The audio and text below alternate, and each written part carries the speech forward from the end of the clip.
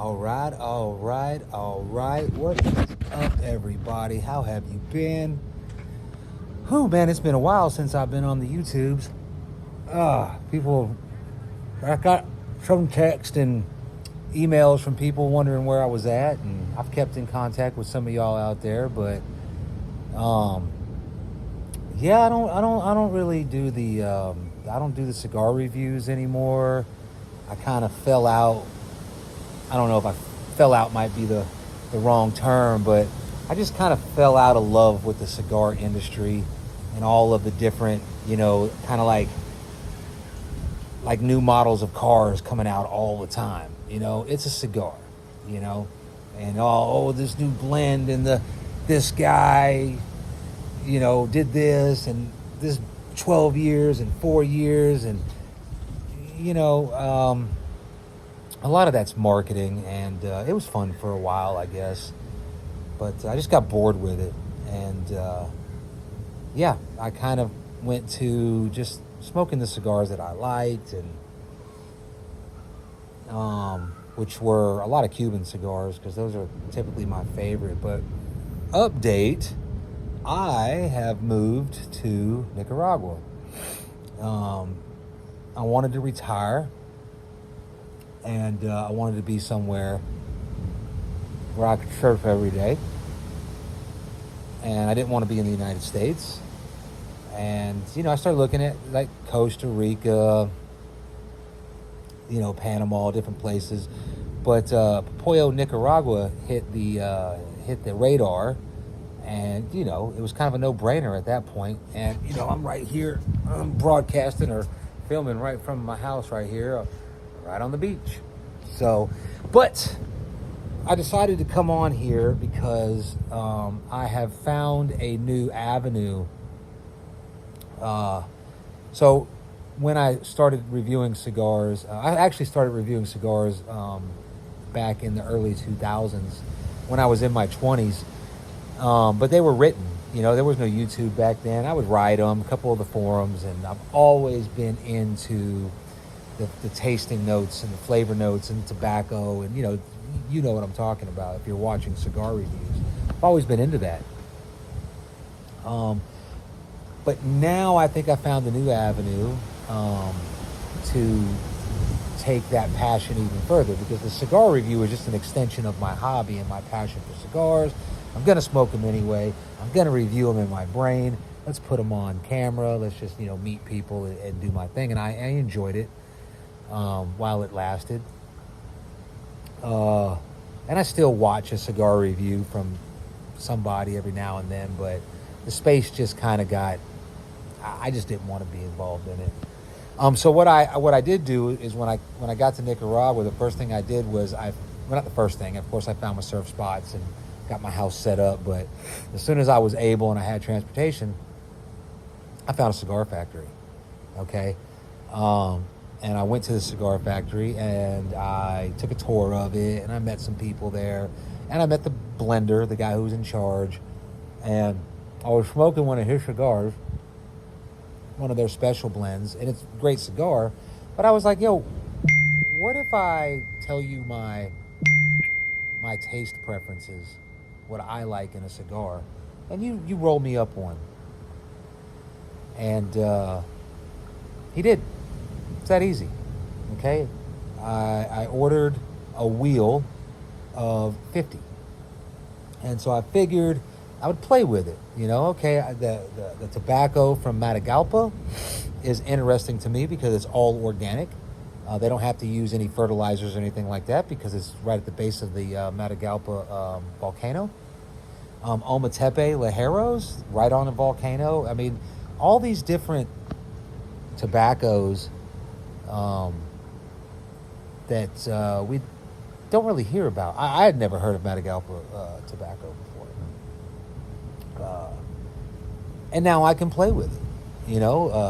As we were talking, he mentioned that they had a Pennsylvania seed tobacco that they grow here in Nicaragua. I was like, I love a Pennsylvania broadleaf.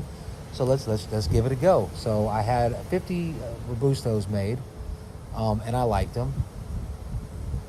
And this second batch came back with a Ecuadorian Habano wrapper, and it's very good.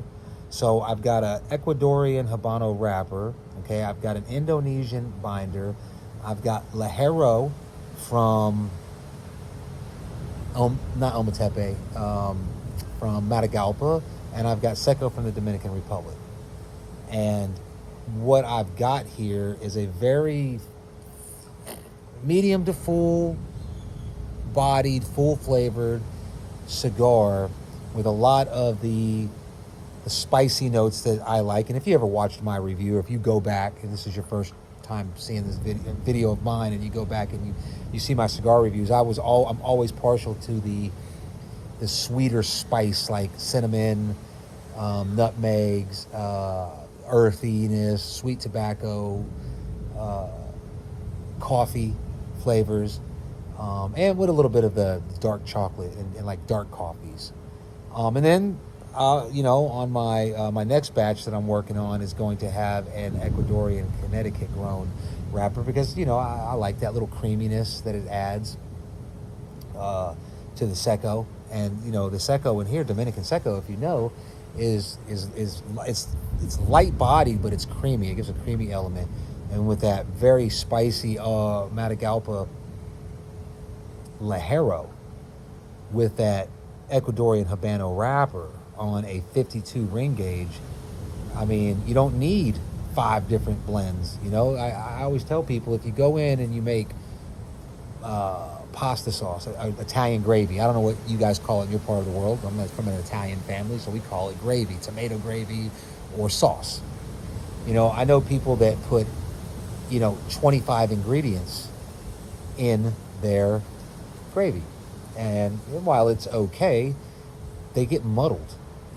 So when I looked at blending cigars, now when I say blending cigars, I'm talking to the blender. I'm like, yeah, I like this. Let's try that. Let's try a little bit more Ligero because I want a little bit more spice. Let's maybe try some Vizio from Ometepe on the next one, just to kind of give it a little bit more earthy spice. So that's where I'm at right now, and I'm still at the beginning stages. I've only been here for 3 months, and I'm pretty stoked that for all intents and purposes, I now have my own blend of cigars and a factory that can manufacture them. But I'm not interested in putting them in a box and shipping them over. That's not my aim. What I am planning on doing is next week I'm going to go up to the factory, and I am going to learn how to roll my own. I'm going to get the presses. I'm going to get my chivetta, everything from there, all used. I'm just going to, and I am going to turn my little garage area into a little micro factory. And then, hopefully by the end of the year, I'm going to get a little retail shop here in Popoyo, Nicaragua. Popoyo, Nicaragua, if you're not familiar with it, a lot of people are not. It's kind of it's a little surf town that's on the verge of a boom. Right now, the roads are all dirt roads. So during the rainy season, you got to have 4x4, but they're paving the road, the Costa Rana. So they're paving a road down the coast to Costa Rica. And so the property around here is selling, and people are developing. So I would say in the next 5 years, this place is going to be comparable to, say, Tamarindo or Nasara, Costa Rica. So I'm kind of in on the ground floor, and I like that. So my plan now is I'm going to open up a little micro factory. I don't, maybe a little 40 by 40 square humidor, where I will manufacture my own cigars, blend my own cigars, and tourists, while you're down here, can come in and see how the cigars are made, and they can buy cigars. And I'm hoping from that it'll pay my rent in the shop and my electric bill, and it'll keep me in cigars. So that is where I am at. I am going to keep a journal of it on YouTube. I don't know how frequently yet, but as I get my new blends, I'll come on and I'll do a cigar review, which of course I'm going to be biased because they're my cigars, But I'm not really trying to sell them, so I can get a batch in or a blend, and then after like a month that they've sat up and aged, or maybe I'm going to put some aside for years of aging in the aging room that I've got to build.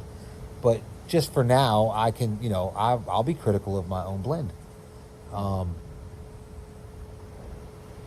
For instance, this cigar, I got so tired of the Ecuadorian Habano wrapper because back like 3 years ago, when I was still actively reviewing, they were on every fucking cigar.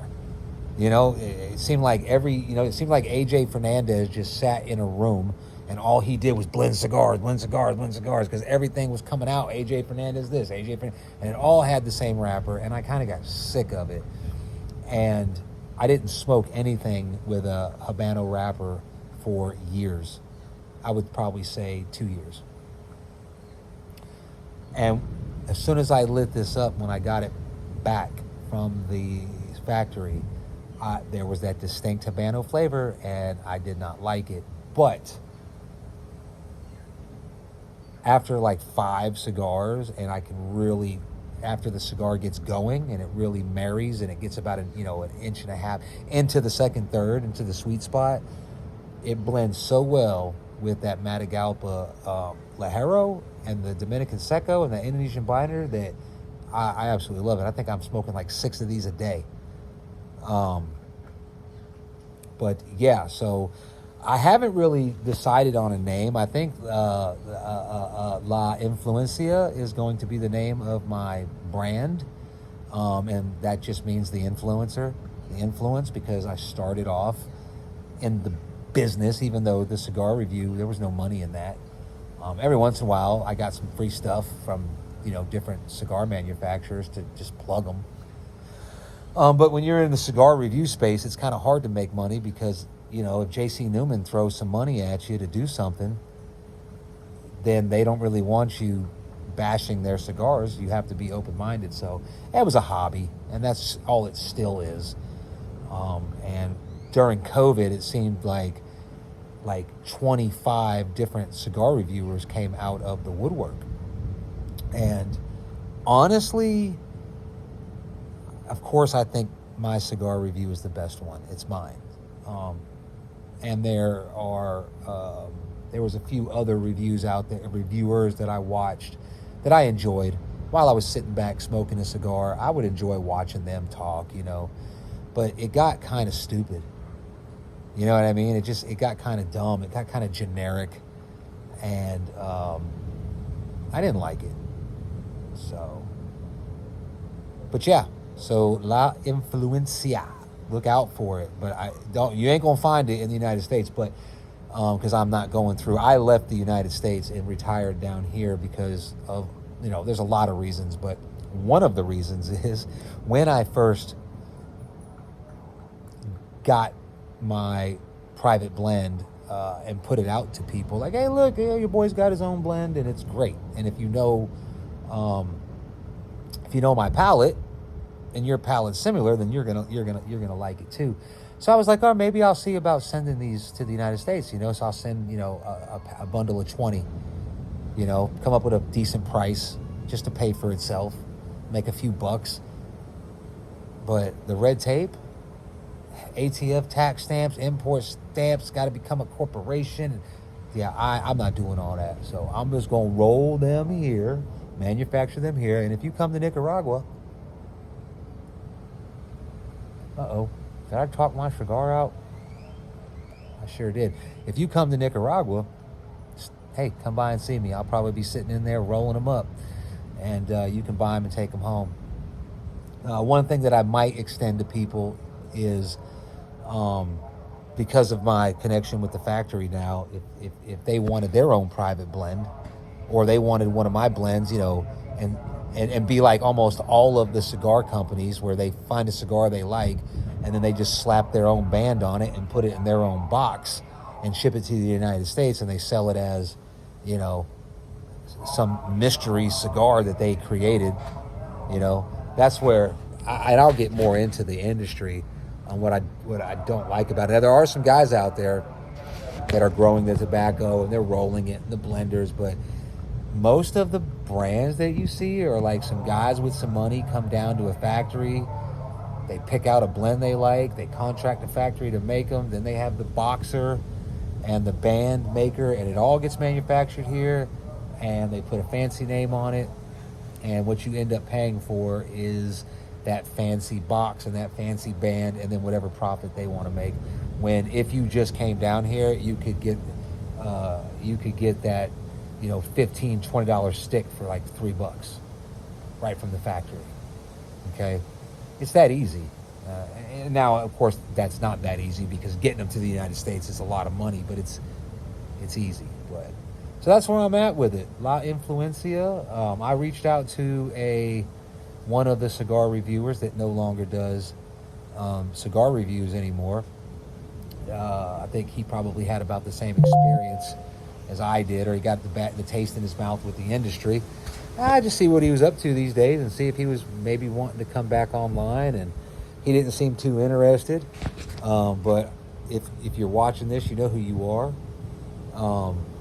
I would like to, I'm not going to do cigar reviews anymore, but I would like to do like just discussions, you know, maybe like a Zoom type thing, and talk about cigars and show you how I'm rolling them and how they're being stored and how I'm, you know, and we'll go from there. So hopefully this is the first video of many, and hopefully La Influencia Cigar Company becomes a staple here in Popoyo. You know, if all I get is tourists come in, buy some bundles to take home to their people, and just get to meet new people, and cigar people that are into cigars, that would be dope. I don't really care as long as I can break even. I don't want to lose money. It's like the cigar review, you lose money because you're buying the cigars, and you know you got the time it takes to do the video and the editing and all the special stuff. I don't want to do that shit no more. But I want to stay involved in the cigars, and so yeah. I hope everybody is doing okay. I hope some of y'all are even still tuned into the channel. Like, I wonder how many people are even going to see this video, because I think it's been about 2 years since I did a cigar review. But life is good, brothers and sisters. Let me tell you, I love Central America. I love Nicaragua. I just pretty much have curated my life to be what I want it to be, and I'm fortunate that I was able to do that. And yeah, I'm just gonna move on to the next chapter. And I don't even know if I'm gonna stick with the name La Influencia. Sounds a little too kitschy. I don't know. I just thought because I got into it as an influencer in a YouTube channel that would be a cool name. And who knows? Maybe I can get some of those other guys that used to do cigar reviews to maybe get their own blends. Maybe we can do a competition, see whose palate is more favorable amongst the masses, where you guys can maybe buy a 2-bundle stick, one with theirs and one with mine, blind taste, and then we'll do it. You know, there's all types of shit we can do, because now I'm retired, I got time to do it. But I'm going to jump off here. I'm going to relight this cigar. I'm going to finish it with my Matagalpa coffee. Because the coffee here, you guys know, the coffee here is great. Now I might actually do that too. I might buy some green beans and buy a little roaster. I mean, how awesome would that smell if you walked into a fucking shop that was like a humidor that was roasting coffee and aging cigars? That would be dope. So, until I talk to you again, peace out.